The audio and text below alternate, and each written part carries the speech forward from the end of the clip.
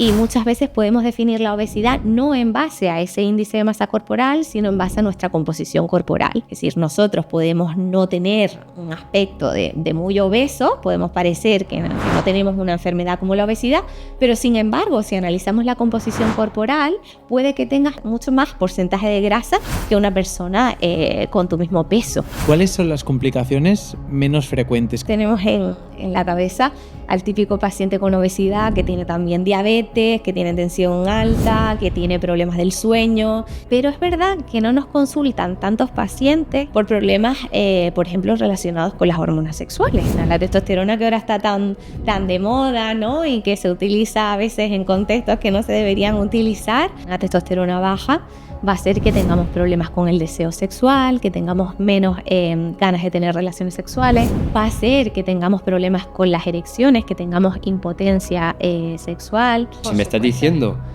que las consecuencias de tener obesidad de joven es tener una disfunción eréctil toda tu vida, es que te va a condicionar. Normalmente cuando tienes 20 años no te duelen las rodillas. Cuando tienes 20 años y tienes 140 kilos, pues no tienes diabetes o no tienes la tensión arterial alta, pero todo eso está caminando. ¿Y qué ocurre con las dietas estas típicas súper estrictas? La dieta inferior a 1000 kilocalorías no es capaz de cubrir las necesidades básicas de un individuo y va a ser probablemente deficitaria en muchas cosas. Que tenemos dudas de qué es la diabetes tipo 1. Entonces, lo que pasa muchas veces con la obesidad es que hay tanta resistencia a la insulina de manera tan mantenida que el páncreas llega a un momento que se agota, no puede liberar más. Vale, Alba, hemos hablado ya del tema de obesidad, diabetes. ¿Qué me tienes que contar del colesterol?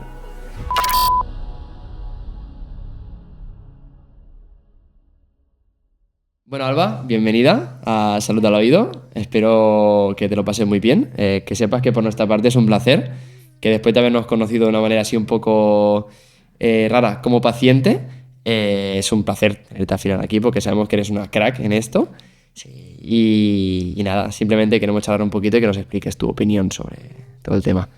Lo único que queremos es que comentes cosas, que dejes información que siempre va a ayudar a la gente. Y que disfrutes, sobre todo. Así que si te parece bien, si quieres introducirte un poco para la gente que no te conoce, de qué trabajas y demás. Pues sí, me llamo Alba, soy médico especialista en endocrinología y nutrición y ahora trabajo en el hospital Partaulí.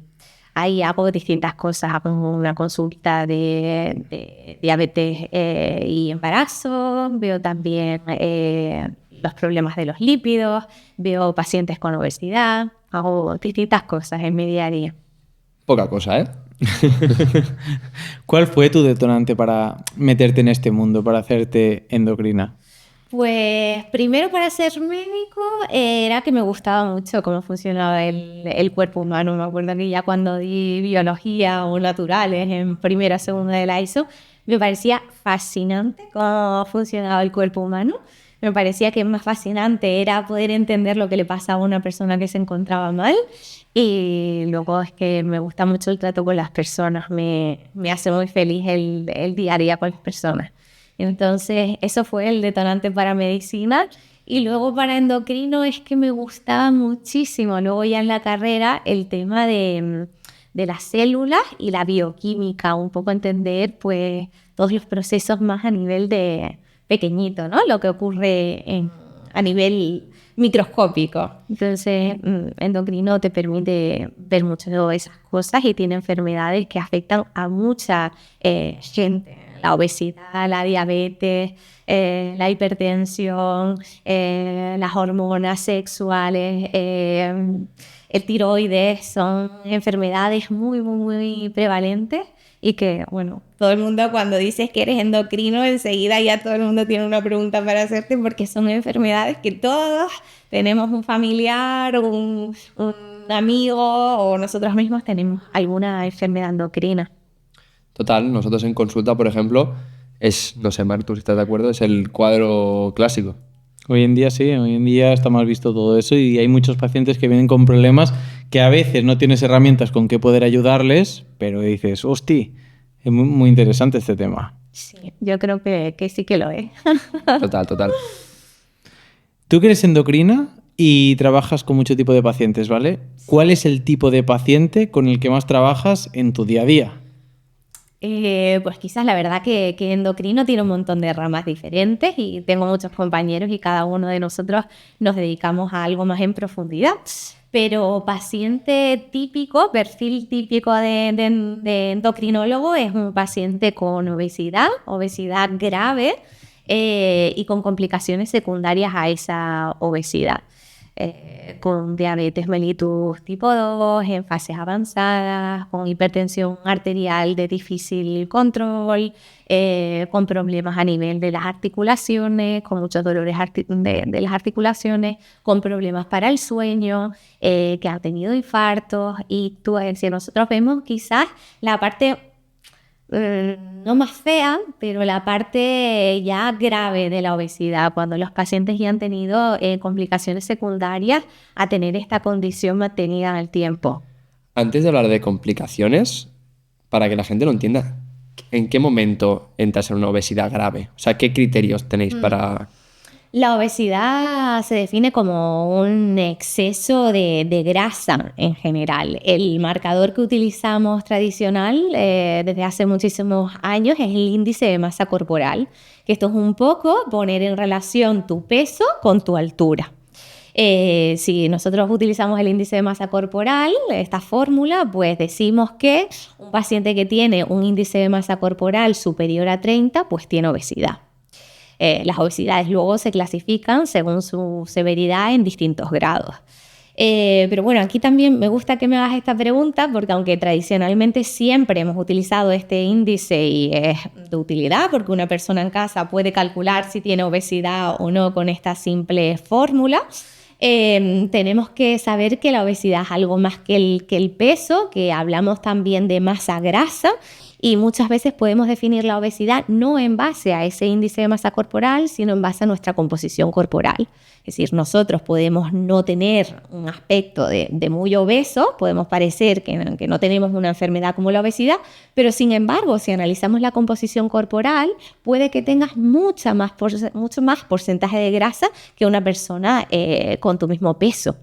Y puedes tener obesidad pese a que tengas un índice de masa corporal si tu composición corporal no es la adecuada, si tienes más grasa que lo que tendría que tener una persona normal. Entonces, ¿una persona delgada puede tener obesidad? Sí, obviamente son cosas que se correlacionan. Es raro que si tú tienes un índice de masa corporal bajito, muy bajito, vayas a tener un porcentaje de grasa muy grande en el cuerpo. Pero sí que personas que tú dices, mira, pues no tienen ese aspecto, te sorprende que luego tengan un porcentaje de grasa tan elevado. Y al revés, hay pacientes que están súper musculados, que tienen un montón de músculo. De repente el índice de masa corporal te sale muy alto porque es una persona que pesa mucho, pero ese peso fundamentalmente a expensas del músculo. Entonces, cuando hacemos una composición corporal, vemos que realmente no estamos bien definiendo a ese paciente diciendo que es obeso, simplemente tiene un aumento de ese peso a expensas del músculo. No tiene nada que ver. Pueden haber dos pacientes con el mismo índice de masa corporal que a nivel de composición sean completamente antagónicos. Sí, porque eso yo tengo entendido que hoy en día se ha ido cambiando, porque antiguamente se decía, estás sobrepasando tantos niveles en el IMC, estás dando 30 y pico, pero es una persona a lo mejor que powerlifter, que tiene mucho músculo y se le está dando como obesidad cuando la persona es que tiene mucha cantidad de músculo. Exactamente, y lo que nos preocupa no es el peso, a nosotros lo que nos preocupa es la grasa. La grasa y su mal funcionamiento es lo que justifica muchas de las complicaciones secundarias de la obesidad. Entonces la composición corporal ha revolucionado un poco este aspecto. Nos importa mucho qué tenemos dentro, no cómo se nos ve por fuera, si estamos más gordos o más delgados, porque a nivel estético no, lo que nos importa es cómo estamos compuestos por dentro, porque eso va a definir nuestra salud cardiovascular, metabólica, nuestra salud. Y entonces, ¿qué puede influir en nuestra composición corporal interna? Al final, ¿qué influye en que tengas una buena salud, grasa o no? Sí, pues hay muchísimos factores. La obesidad y el aumento de grasa es una enfermedad súper multifactorial, una enfermedad crónica con mucha tendencia a volver, a recurrir, a recidivar.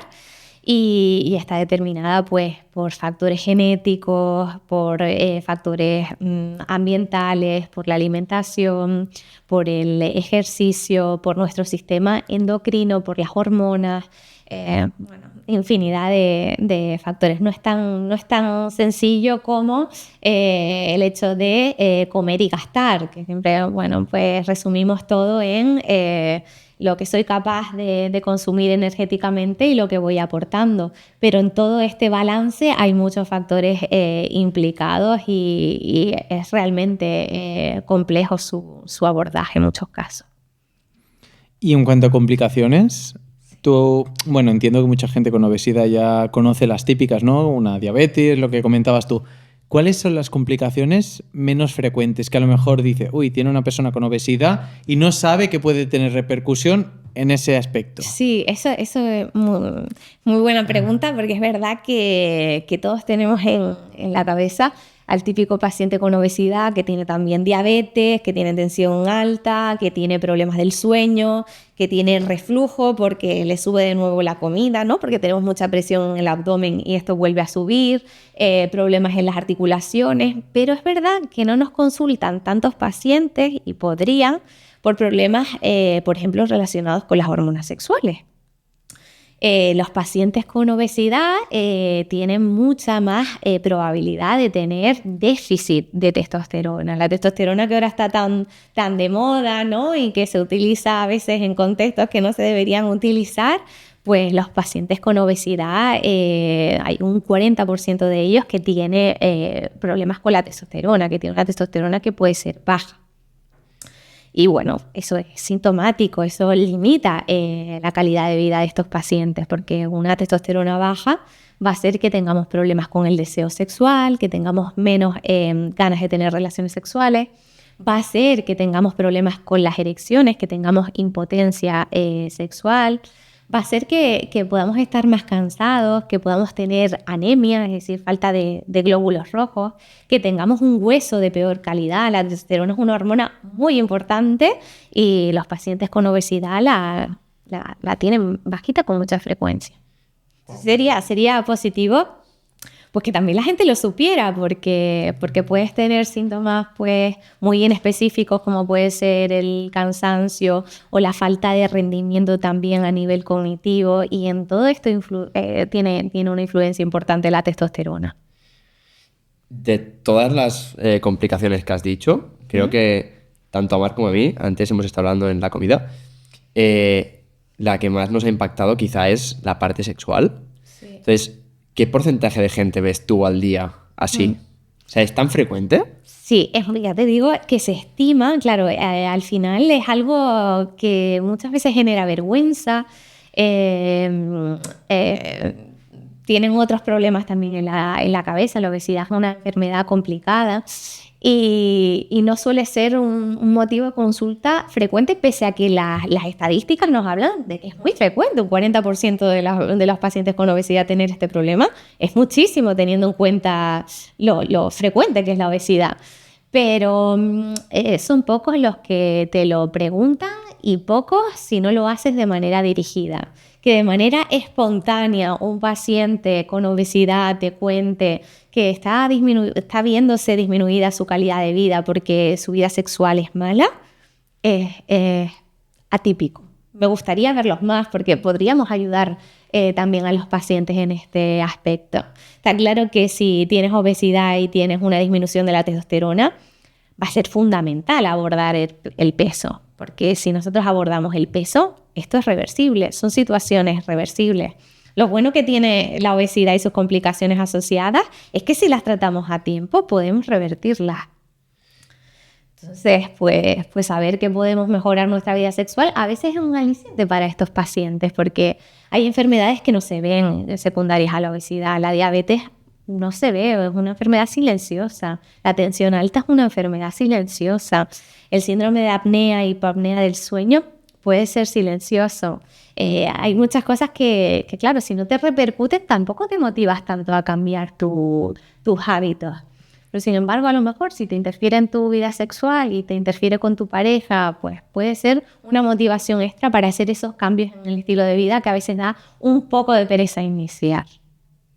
O sea que es una cosa que, aunque a lo mejor mucha gente piensa disfunciones eréctiles o esas cosas que pueden pasar cuando ya eres mayor, lo típico, Sí. puede pasar en una persona joven si tiene problemas de obesidad. Sí, puede pasar en personas muy jóvenes, en personas de 30 años, en personas de 40.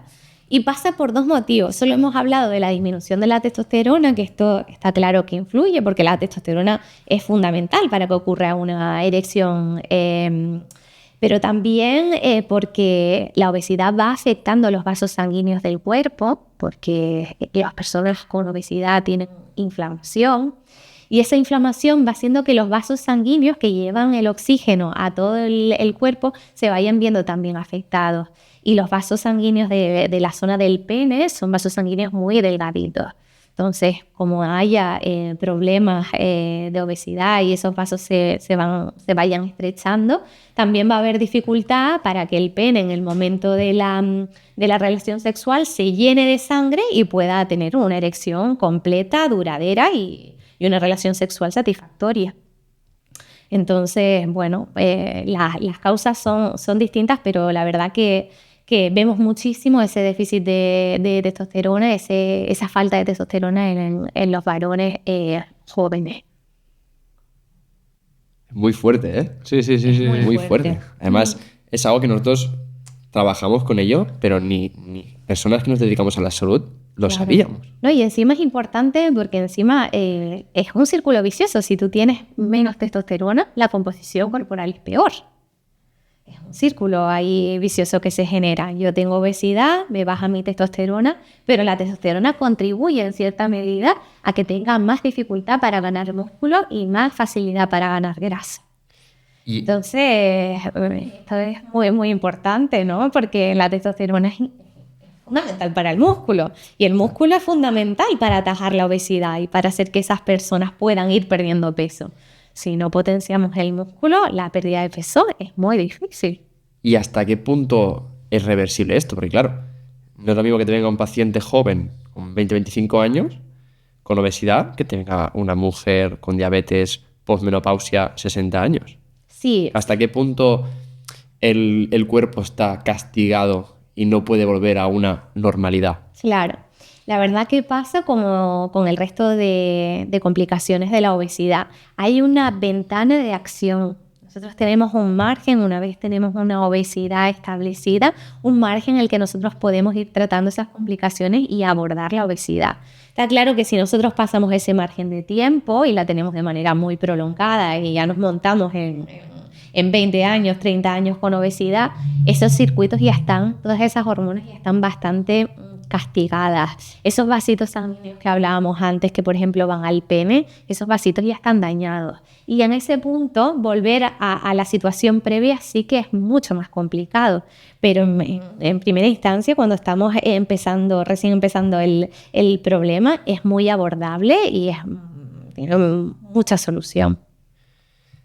O sea, en realidad, la juventud, es decir, pongamos hasta los 20-25 años, es muy importante tener siempre en toda la vida es importante tener una buena salud a nivel de composición corporal, pero más todavía porque de esto va a depender que de mayor tengas. O sea, si me estás diciendo que las consecuencias de tener una obesidad de joven es tener una disfunción eréctil toda tu vida, es que te va a condicionar.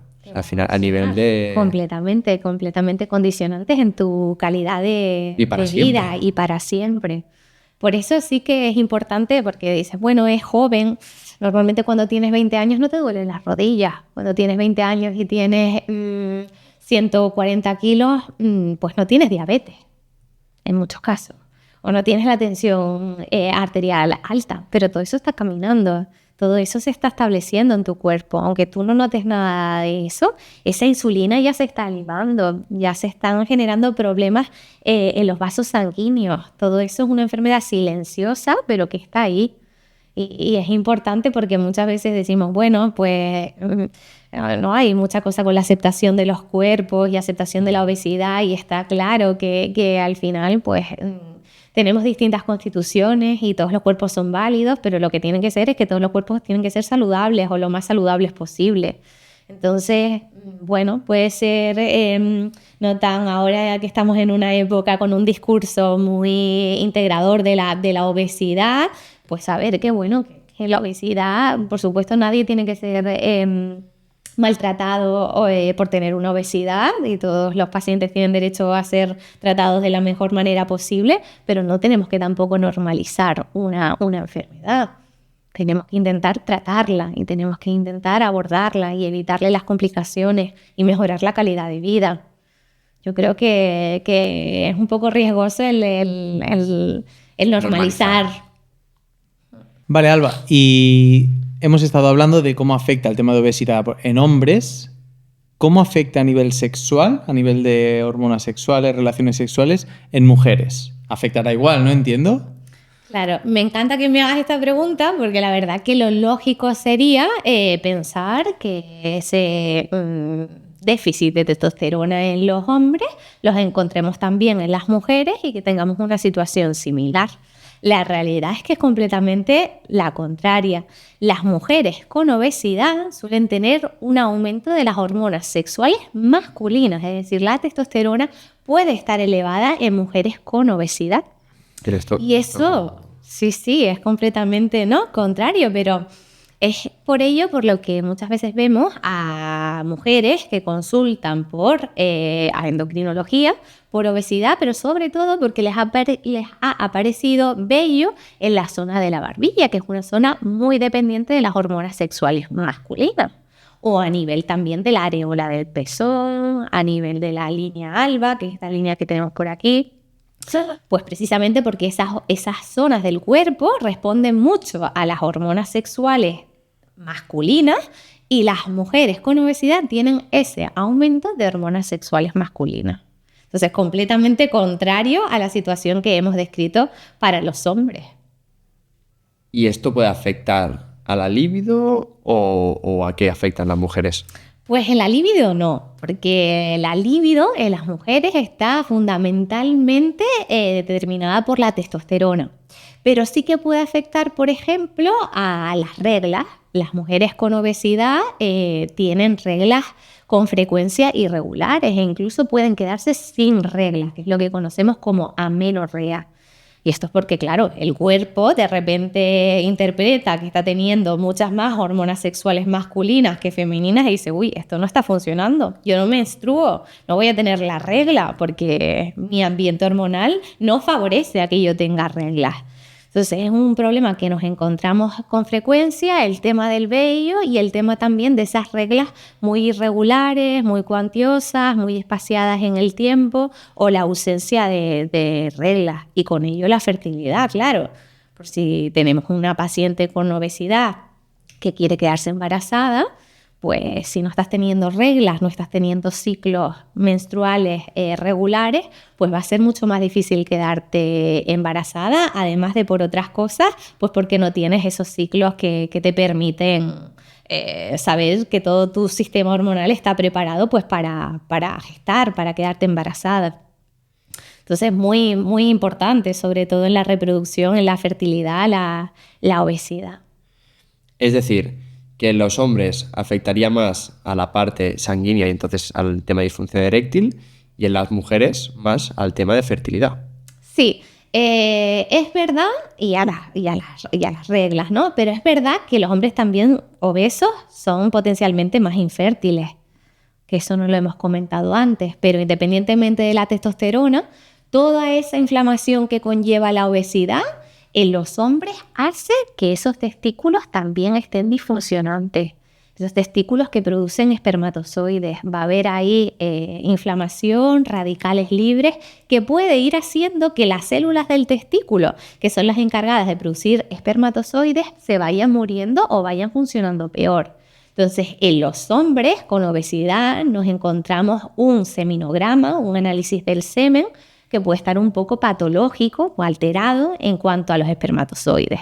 Podemos tener menos espermatozoides o espermatozoides que se mueven peor, espermatozoides con una forma rara. También está condicionado esto por la obesidad. Wow. Sí, porque son cosas que no tenemos en cuenta, Para nada. pero hay mucha gente que se puede ver relacionada con esto. Claro, mucha gente, parejas que estén con búsqueda de embarazo durante mucho tiempo y que tengan un problema de obesidad, hay que saber que si abordamos esta obesidad tanto en el varón como en la mujer, vamos a mejorar las perspectivas que tiene esa pareja para quedarse embarazada. Eso también es algo que preocupa mucho, y más hoy en día que las edades, ¿no?, de tener hijos son más avanzadas y que dificultan eso más las probabilidades de tenerlo. Si encima sumamos obesidad, sumamos alteración de los espermatozoides, sumamos alteraciones de la regla, pues al final la probabilidad de tener un hijo va a disminuir. Entonces, sí, sería muy conveniente tratarlo en los dos miembros de la pareja. ¿Y aquí cómo lo hacéis los y las endocrinas? O sea, a nivel de intervención, ¿no es nada más alimentario? ¿O metéis algo más también a nivel de medicación? ¿Cómo hacéis la intervención? Los endocrinos estamos viviendo una época buenísima. Y tanto. Porque es verdad, está claro que cualquier tratamiento de obesidad tiene que tener como base los hábitos higiénico-dietéticos, es decir, tener una buena alimentación, una alimentación que no sea excesiva, una alimentación que sea variada. Meter, como decía, el músculo es fundamental, no solo para perder peso, sino para mantenerlo.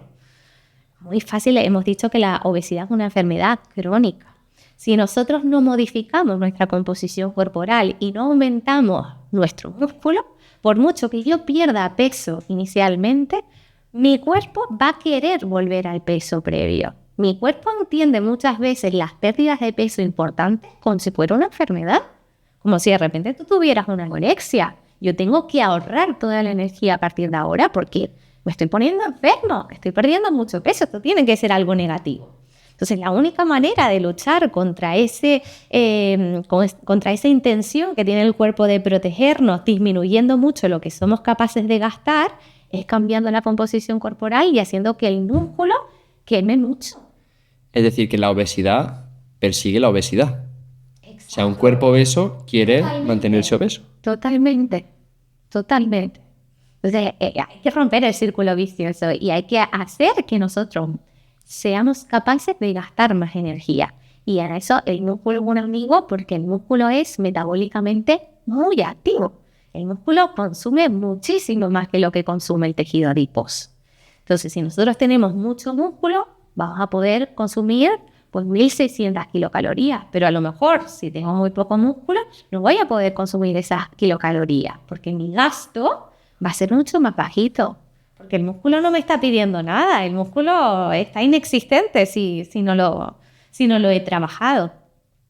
Entonces, por supuesto, dieta, por supuesto, ejercicio físico, dieta entendida como comer rico, comer bien, comer variado, disfrutar comiendo, pero de una manera saludable. Pero bueno, hasta ahora teníamos eso, teníamos dieta, teníamos ejercicio físico, teníamos apoyo emocional, teníamos eso, pero ahora tenemos muchas más cosas. Tenemos fármacos, que son fármacos que pueden potenciar bastante la pérdida del ejercicio, la pérdida de peso, y pueden hacer que todos esos esfuerzos que nosotros hacemos en el día a día para ir perdiendo peso se potencien. O sea, distintos fármacos hay ahora en el mercado disponibles y muchos pacientes se están beneficiando ya de ellos. Pero vuelvo a recalcar lo anterior, si utilizamos estos fármacos, que son fármacos caros, lo estamos haciendo como una inversión y no modificamos la composición corporal y no modificamos los hábitos, vamos a volver a ganar el peso perdido y toda esa intervención que hemos hecho se va a quedar en nada, en el aire. Has hablado también de dietas. ¿Y qué ocurre con las dietas estas típicas súper estrictas de 800 kilocalorías al día? ¿Cómo afecta esto? Si, por ejemplo, es decir, si una persona que ha tenido obesidad toda su vida, desde la adolescencia, y imagínate que es una mujer con 50 años, haber hecho varios periodos de dietas súper estrictas, ¿cómo afecta esto a las células del tejido graso? Esto está completamente contraproducente. Hacer una dieta que sea tan restrictiva y una dieta inferior a 1000 kilocalorías, es que una dieta inferior a 1000 kilocalorías no es capaz de cubrir las necesidades básicas de un individuo y va a ser probablemente deficitaria en muchas cosas. No somos capaces de obtener todas las vitaminas, minerales, micronutrientes con una dieta tan pobre. Es insostenible en el tiempo y va a conllevar efectos rebote. Es decir, una dieta tan restrictiva, por lo que estábamos diciendo antes, el cuerpo va a intentar recuperar todo ese daño que le has hecho en forma de restricción. Lo va a interpretar como si has estado enfermo. Entonces, no tiene ningún sentido una dieta que no pueda ser sostenida en el tiempo. Tenemos que intentar buscar el equilibrio en esa parte y hacer algo que nos pueda beneficiar para toda la vida. Es decir, que el abordaje quizá, según lo que hemos entendido, sería, si es una persona que lleva años de obesidad, a lo mejor primero meter terapia farmacológica más modificación de dieta y hábitos. Nosotros, es verdad que también tenemos la cirugía de la obesidad, que la utilizamos en pacientes que tienen obesidades graves, pero que es igualmente pues, una muy buena opción en pacientes en los que estamos encontrándonos con mucha dificultad para perder peso. Porque lo que decíamos, no es lo mismo tratar a un paciente con 20 años que tratar a un paciente con 60 años que ya tiene complicaciones asociadas, que ya tiene artrosis, que ya tiene el menisco tocado, que ya tiene una ciatalgia que le impide, problemas musculares, articulares secundarios a la obesidad. Esa persona es difícil que haga ejercicio físico porque va a estar muy limitado, porque su cuerpo ya ha dicho que ya no puede más. Entonces, a este tipo de personas es verdad que se les puede ofrecer una cirugía de la obesidad que va a intentar, pues eso, disminuir la capacidad que tiene el cuerpo para absorber alimentos. Entonces, se consiguen pérdida de peso importante. Volvemos a lo mismo, si hacemos una cirugía de la obesidad y previamente no, pero después no seguimos adoptando estos hábitos de vida saludables y no vamos potenciando poco a poco el músculo progresivamente a medida que vayamos tolerándolo, pues vamos a volver a ganar el peso perdido. ¿Y estas cirugías en qué consisten? Pues hay distintas. Las que más se practican hoy en día es el bypass gástrico, la gastrectomía tubular y el SALIS. Son distintas técnicas quirúrgicas que a grandes rasgos lo que tratan de hacer todas ellas es o reducir un poquito la capacidad de absorción del intestino o reducir también el tamaño, que nos quepa menos en el estómago, nos quedemos saciados antes y así consumamos menos kilocalorías. Entonces son técnicas que siguen estando disponibles, pero es verdad que los fármacos han venido a revolucionar el tratamiento de la obesidad. Estamos súper contentos porque gracias a ellos estamos pudiendo ayudar a muchos más pacientes. Es un aliciente porque es difícil llevar una enfermedad como la obesidad. Tenemos que entender que estos pacientes lo pasan muy mal, que hay muchos más factores que el consumo de alimentos y el gasto, y es complicado estar sobrellevando esta situación durante mucho tiempo. Entonces nosotros tener esas herramientas para poder dárselas a los pacientes y animarlos un poco en este proceso, pues ha sido un antes y un después, la verdad. Vale, Alba, hoy en día tenemos estas inyecciones de Estados Unidos que están tan de moda, que es para bajar peso, que te pinchas, que son para la insulina o algo así y te ayudan a bajar peso. ¿Tú qué piensas? ¿Crees que sin cambio de hábitos estas inyecciones funcionan? Fíjate, lo que me has comentado de la insulina en Estados Unidos, esos son realmente los fármacos que tenemos ahora. Se pinchan, es verdad que se pinchan como si fueran insulina, pero no son insulina, son fármacos que se llaman incretínicos. Están basados en hormonas que nosotros tenemos en el cuerpo, que son las hormonas de la saciedad, que regulan el apetito, que regulan muchas cosas de todo este sistema que nos hace comer. Entonces, realmente son estas hormonas las mismas que nosotros tenemos en el cuerpo, pero llevadas a cantidades muy elevadas. Entonces, cuando nosotros nos administramos en forma de pinchazos, que parece insulina, pero no lo es, estos fármacos, conseguimos modificar un poco el apetito, la saciedad, la apetencia por las cosas dulces, el picoteo, el comer emocional. Lo controlamos mucho con estos fármacos que ya digo que son realmente basados en un efecto que ya hay de manera natural en el cuerpo, que es el efecto incretina. Entonces, pues son los que están ahora en el mercado, son todos de este tipo, pero distintas moléculas. Y hay muchas más en desarrollo y esto es un campo que afortunadamente ahora se está investigando un montón y cada vez vamos a tener más herramientas disponibles para los pacientes que nos vengan a visitar. O sea, al final lo que hacen es que estas personas no puedan seguir con sus malos hábitos, ¿no? O sea, te rompen te ayudan esas... un poco a esa adherencia, a intentar fijar esos hábitos y hacerlos como tuyos. Hacer que ese patrón de alimentación ya sea el tuyo ¿no? y ayudarte, porque como decíamos, el cuerpo va a ir luchando para ganar ese peso y si yo tengo estas herramientas, pues me va a facilitar un poquito todo mi camino.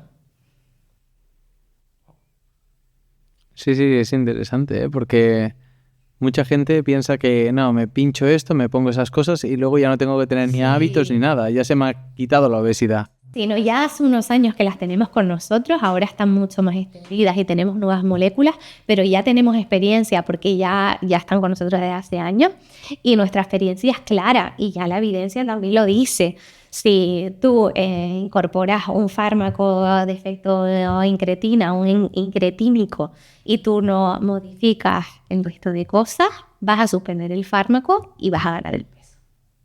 O sea, entonces no solo el efecto del fármaco es lo que funciona, ¿no? Claro, el fármaco realmente es una ayuda, es una ayuda y te va a ayudar a controlar la ansiedad, a controlar la saciedad, a controlar el apetito.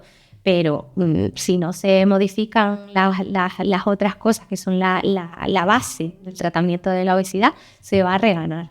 También, como digo, la obesidad es una enfermedad que repito que es crónica, que es difícil de abordar. Hay pacientes en los que tenemos que utilizar estos fármacos de manera un poco más mantenida, porque no es tan fácil. Ya digo que hay muchas causas.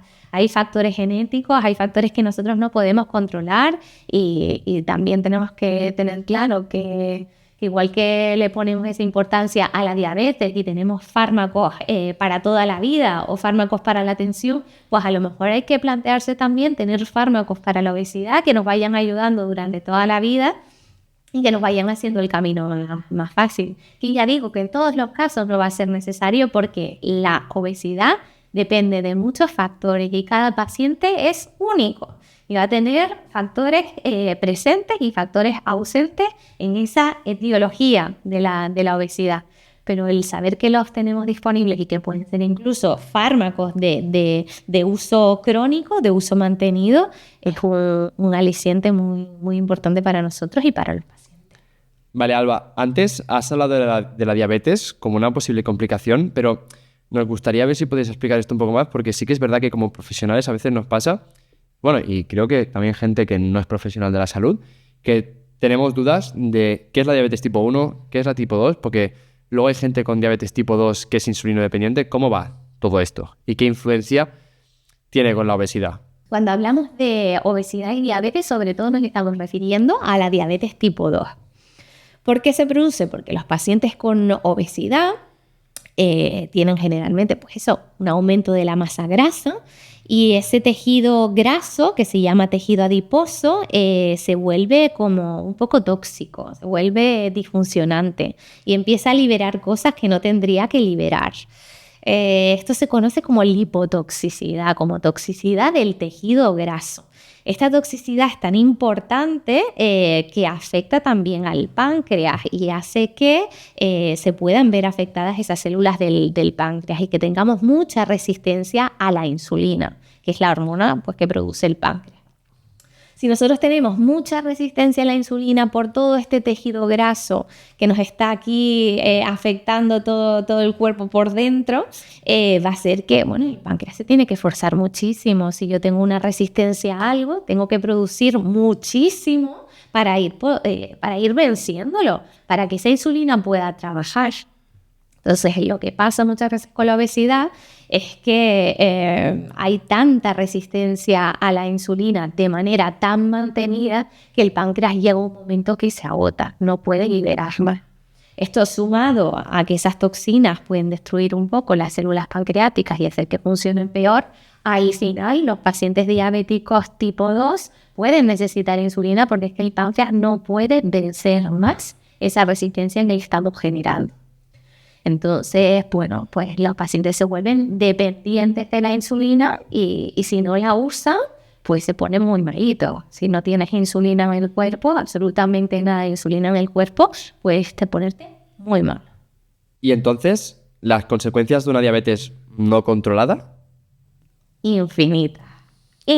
Un paciente con una diabetes mal controlada pierde visión, se le estropea el riñón y entra en diálisis, tiene infartos, tiene ictus. La diabetes bien controlada, no hay problema, se convive con ella y es una enfermedad más, pero una diabetes no controlada, sobre todo si tenemos una ausencia de la insulina, eso se convierte en una emergencia médica. Un paciente que necesita insulina y que no se la pone, se pone muy malito, muy malito. Vale, Alba, hemos hablado ya del tema de obesidad, diabetes. ¿Qué me tienes que contar del colesterol? El colesterol, sin duda, la hipercolesterolemia, el exceso de colesterol es otra de las complicaciones que tenemos en la obesidad. Y nos preocupa exactamente igual que lo hace la diabetes u otras complicaciones. Ahora está muy de moda el tema de intentar que el colesterol es bueno, el colesterol es algo positivo, nos indica un buen estado nutricional y bueno, yo creo que tendríamos que matizar eso de que el colesterol es bueno. El colesterol es muy amplio, no se puede hablar de colesterol de manera general porque el colesterol está formado de distintas partes. Tenemos fundamentalmente dos tipos de colesterol, que es el bueno y el malo. El bueno se llama HDL y el malo se llama LDL. Y el colesterol LDL está comprobadísimo, la evidencia científica nos dice que es un colesterol que se va a depositar en nuestros vasos sanguíneos y va a hacer que esos vasos sanguíneos se estrechen. Igual que hablábamos de la función eréctil y de los vasos del pene, pues esto igual. Si nosotros tenemos unos vasos más estrechos, pues tenemos mucha más probabilidad de tener infartos, de tener ictus y de tener pues complicaciones a todos los niveles. También la función eréctil está relacionada con el colesterol. Si nosotros tenemos unos vasos sanguíneos más estrechos porque están condicionados por esa ateromatosis, llegará menos riego sanguíneo a los vasos del pene y tendremos más dificultades para hacer una erección. Entonces, bueno, al final todo está muy relacionado. La salud de los vasos sanguíneos es muy importante porque es la manera de que se alimente todo el cuerpo. Sin sangre no tenemos oxígeno y las células se mueren. Y eso se traduce en infartos, se traduce en ictus, se traduce en todas las complicaciones que decíamos antes. Entonces, sí que me gustaría, ahora que estamos viviendo unos momentos un poco como de incredulidad sobre el efecto negativo que puede tener el colesterol, que no nos olvidemos que esto está estudiado, que el colesterol LDL es un factor importante en la formación de las placas de ateroma, de esas cositas que nos van a estrechar los vasos sanguíneos y que sí está indicado hay que tratarlo, abordando la obesidad en el caso de que esté presente y si no está presente, tratando también el colesterol si el riesgo de esa persona lo indica. Vale, porque cuando en una analítica nos dicen que el valor funcional, ¿no?, normal del colesterol es 200, 220, que sea, ¿eso qué mide? ¿El colesterol total o el HDL, el LDL, qué mide? Claro, cuando nosotros nos hablan de colesterol o tenemos los anuncios típicos de la tele del colesterol, nos están hablando del colesterol total, es decir, de las distintas fracciones que hemos dicho del colesterol. Incluye el colesterol bueno, el HDL, incluye el colesterol malo. Entonces, realmente nosotros no miramos colesterol total. Los médicos, cuando vemos una analítica, nos fijamos en el colesterol malo y el colesterol bueno. Porque el colesterol bueno es bueno, nos va a proteger de esas placas de ateroma y el colesterol malo no la produce. Entonces, no tiene sentido reunirlos en la misma categoría. Bueno, tiene sentido a nivel analítico, porque al final los dos se pueden medir como colesteroles. pero el efecto que van a tener en la salud vascular va a ser completamente diferente. Entonces, sobre todo nosotros nos fijamos mucho en cómo está en ese LDL para tratar a una persona. Una persona que tenga un colesterol total de 200 puede tener un colesterol LDL perfectamente normal, porque tiene a lo mejor mucho colesterol bueno. No tratamos colesterol total, tratamos LDL, tratamos colesterol mal. Y entonces, ¿qué valores son malos? O sea, es decir, porque la gente yo creo que mira el colesterol total. O sea, la gente Claro. cuando hace una analítica, no solo los profesionales, que seguramente muchos también, sino que la gente va a mirar y dice, estoy bien a nivel de colesterol. Sí. Entonces, ¿qué tiene que mirar? ¿Qué valores son normales? Claro, pues se tendría que mirar el LDL y el LDL se individualiza. Es decir, no hay unos parámetros analíticos que podamos generalizar para toda la población. No hay unos valores de normalidad para todos. Nosotros, por ejemplo, nosotros tres, que somos personas sin otros factores, pues podríamos tener un colesterol de 115 y no habría problema. De LDL. De LDL, colesterol LDL, perdona. Pero una persona, por ejemplo, que haya tenido un infarto, un LDL, colesterol LDL de 100, es un colesterol muy alto. Entonces, esto se tiene que individualizar porque en función de la carga que tengamos de otros factores, ¿no? En función de las enfermedades que tenga cada persona, nos puede interesar tener el colesterol más bajito que para otra.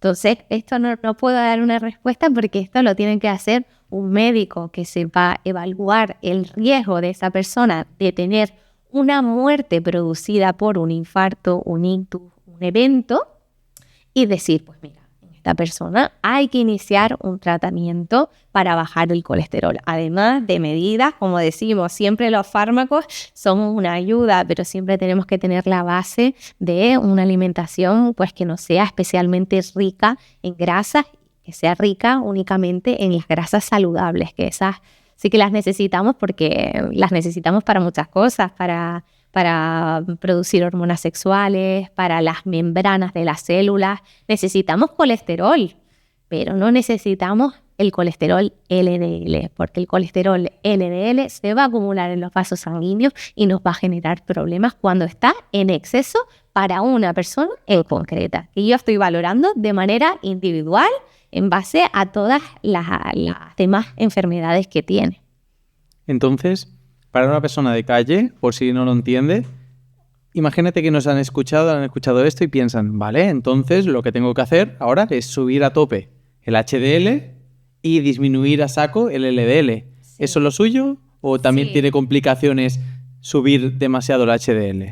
Es verdad que hay un problema que tienen las personas con HDL muy alto. Se sabe que el colesterol HDL es bueno, nos va a proteger los vasos sanguíneos, pero tiene un límite. Superado un cierto límite, que depende un poco también del laboratorio, va a empezar a ser no tan beneficioso. Entonces, ¿podemos hacer cosas para aumentar el HDL? ¿Podemos hacer cosas? Sí. Podemos hacer ejercicio físico, podemos consumir comida que sea rica en omega 3, fundamentalmente eso, no fumar. Esas cosas nos van a mejorar el HDL. Pero es verdad que va a llegar un punto en el que no vamos a tener más que hacer con el HDL porque no hay fármacos para aumentar de manera importante ese tipo de colesterol. Igual que no hay fármacos para bajarlo. Con el HDL todavía estamos un poquito más limitados. Con el LDL, sin embargo, que es el que queremos reducir al máximo, tenemos muchas estrategias terapéuticas, muchos tratamientos disponibles hoy en día para intentar que esté en el límite que tiene que estar para una persona concreta. ¿Y pasaría algo si el LDL está al mínimo? No, ahora mismo se usa mucho la frase de LDL 0. LDL vamos a intentar que sea lo más bajito posible. Hasta hace un tiempito, pues sí que nos daba, como que nos impresionaba ver de repente una analítica de un paciente que nosotros habíamos tratado y ver un LDL de 20. Y decíamos, pues vamos a quitar el tratamiento, pero esto ya nos lo dice la ciencia. Ya nos dicen que el LDL, cuanto más bajo en general, va a ser más positivo para ese paciente y para la salud de los vasos sanguíneos. Y antes comentábamos también que no solo la importancia es de la cantidad de HDL que tengas, hay de LDL, sino también de los buenos hábitos. O sea, al final, ¿no? Comentabas que depende también de las dos cosas. Y también nos has comentado, fuera de cámara mientras desayunábamos, el tema de que tú también estás acostumbrada a ver pacientes con tema de colesterol familiar, con Sí. niños con colesterol. Esto lo digo un poco para la gente que dice esto, ¿no? El colesterol malo Sí. o que es bueno el colesterol, todo esto. Sí, es que me encanta que me hagas esa pregunta porque hay mucho escéptico con el tema del colesterol, ¿no? Que dice que el colesterol es bueno y que es un marcador de buen estado nutricional. Y bueno, esto hay que matizarlo mucho porque efectivamente tenemos una enfermedad que es la hipercolesterolemia familiar, que la vemos en niños, sobre todo la forma que es más grave, que se llama homocigota, la vemos en niños y son niños que tienen el colesterol LDL muy elevado por causa genética y son niños que tienen que se infartan. Se puede infartar a los 16 años, a los 17 años. Entonces, la evidencia, bueno, en nuestros ojos está el ver que tener ese colesterol LDL elevado no puede ser positivo si hay niños que teniendo ese colesterol elevado tienen esos vasos sanguíneos tan enfermos y pueden infartarse. Entonces, para mí, cuando me dicen que el colesterol es bueno, yo siempre hago esta referencia porque me parece lo más puro ver un paciente de 8 años o de 9 años. Es el mejor escenario para poder ver un factor de manera aislada, porque ese niño generalmente va a estar sano, no va a tener otras cosas que nos puedan influenciar. Entonces es la manera como más nítida de poder ver realmente la implicación que tiene el colesterol en la salud. Y vamos, para mí clarísimo. Es que es muy fuerte. Sí, sí, porque hoy en día está muy visto eso, muchos libros y cosas ponen eso de aumentar los niveles de colesterol. Y vende hongos. Sí, exacto, disminuir estatinas, ¿no? Todo esto Sí, porque... es verdad, sí. El principal fármaco que tenemos hoy en día, bueno, el principal fármaco, el fármaco tradicional por excelencia para el tratamiento del colesterol LDL son las estatinas, pero son fármacos que tienen muy mala fama. Son fármacos que aunque son súper potentes y han evitado muchos infartos desde que se utilizan, son fármacos que tienen mala fama porque es verdad que pueden dar dolores musculares, pueden dar lo que decimos aquí en Cataluña, las rampas, todo eso sí que puede asociarse con las estatinas, pero yo siempre digo que al final esto es cuestión de buscar el fármaco para el paciente. Hay que individualizar, que es una palabra que me gusta mucho, pero es que es tal cual. A un paciente le puede sentar mal una cosa concreta, pero va a haber siempre alternativas terapéuticas, va a haber otros tratamientos para ese paciente.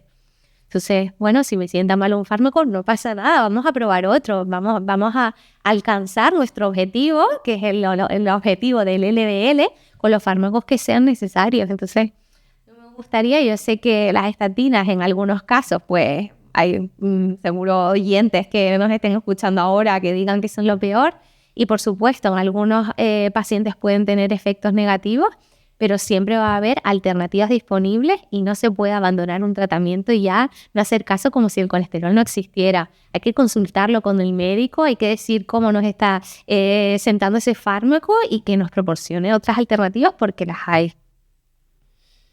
Guay, pues no sé más si estás de acuerdo, que nos quedaríamos hablando horas sobre todo esto. Sí, sí, porque estamos escuchando y encima estamos aprendiendo y aprendiendo cosas que no sabíamos. Y desmitificando y desinformando a la gente, que es precisamente lo que queremos con este podcast. Pero igual tendríamos que hacer un take home message, o sea, un poco decirle a la gente con qué 3 o 4 cosas se tienen que quedar de este episodio, también para que lo tengan claro. Pues yo me quedaría con que la obesidad fundamental, es una enfermedad súper importante, es una enfermedad que recurre todo el rato, es una enfermedad que es crónica, que tenemos herramientas para su abordaje, que estamos los endocrinos muy implicados en todo esto, pero hay muchos profesionales que en conjunto pues hacen un abordaje con nosotros de esta enfermedad. y que tenemos una ventana de tratamiento en la que podemos evitar las complicaciones derivadas de esta obesidad. Complicaciones que hemos comentado aquí a grandes rasgos: diabetes, tensión arterial alta, colesterol, pero también complicaciones menos frecuentes que también nos limitan mucho la calidad de vida, ¿no? Siendo pues esa mención especial a esa impotencia sexual, a la disfunción eréctil, al problema de la fertilidad en los varones y en las mujeres, al ovario poliquístico en las mujeres. Yo me quedaría fundamentalmente pues eso, con ese tiempo, esa ventana de acción, con esa importancia que tiene la actuación con personal especializado y en ir a por ello, intentar buscar profesionales que nos ayuden y que nos hagan sentirnos mejor y mejorar nuestra calidad de vida. Y para acabar, ¿qué mensaje le darías a una única persona que nos está escuchando y tiene un problema de obesidad? Pues yo creo que el que le damos a todos los pacientes en nuestro día a día en consulta, que es que la obesidad no es culpa del paciente. Hay un montón de factores que el paciente no controla, pero el paciente tiene que ser el que lleve las riendas de esta enfermedad y que ponga todo su empeño en intentar ponerle freno al desarrollo de todas esas complicaciones. Que en ese proceso él va a ser el líder, pero va a contar con un equipo que lo va a ayudar, y hoy en día más con todas estas novedades que estamos teniendo sobre la mesa para utilizarlas. Súper, Alba, pues un placer enorme. Ha sido súper guay, la verdad, súper enriquecedor, y que fue una casualidad muy chula que aquel día coincidiéramos y que te pudiera tener como paciente y al final, pues, yo qué sé, igual algún día llegar a trabajar juntos y poder abordar todo este tema y ayudar a más gente. Ojalá que sí, porque yo siempre digo que este equipo es un equipazo. A mí siempre me han tratado súper bien y es una suerte tenerlos a ustedes también de profesionales. Así que súper encantada con ustedes. Pues damos por finalizado el episodio. Gracias, Alba. Muchas gracias.